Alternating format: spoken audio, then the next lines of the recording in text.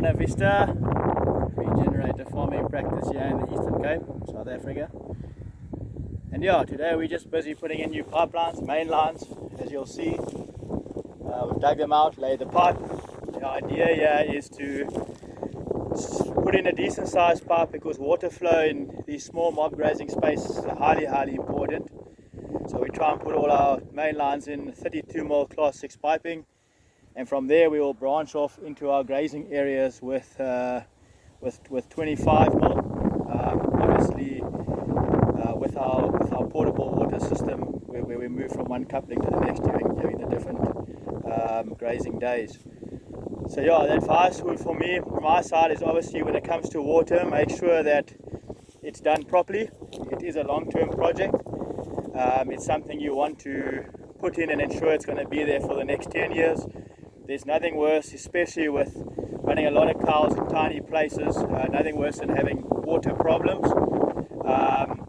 I think water is one of the main concerns. You don't want cattle suffering without water. Obviously it becomes quite destructive when they're in close quarters, so we try and put in thick enough pipes and thick enough capacity that will ensure that these cattle won't go thirsty on a daily basis, especially now during summer when they drink a lot of water. So yeah, thick, obviously 32, sometimes 40mm pipelines I would recommend on your main lines. Anything from there off could be slightly smaller, but get the water to where it needs to be. Put enough capacity there that you're not going to struggle with animals and drinking from the line. Now, in terms of the process, we just go into the single furrow plough. We put a one-tine ripper in single furrow plough, clean out the furrow. Obviously put the pipe in, fill it with water to ensure that it's nice and stiff when we cover it up, and also that it's lying flat against the bottom of the furrow that we've dug. From there we'll just pull the ground back into that furrow. It'll cover it up nicely and it should be good to go. The other thing that we do is that, I don't know if you can see, but just for future reference, mark your joins in your line.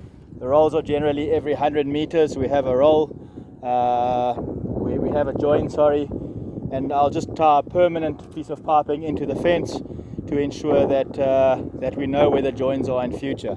So there you'll see the join, and if there are problems, the starting point is obviously to make sure that these joins are still watertight, they're not leaking, and it's quite easy to do that when the pipe's underground but it's been marked.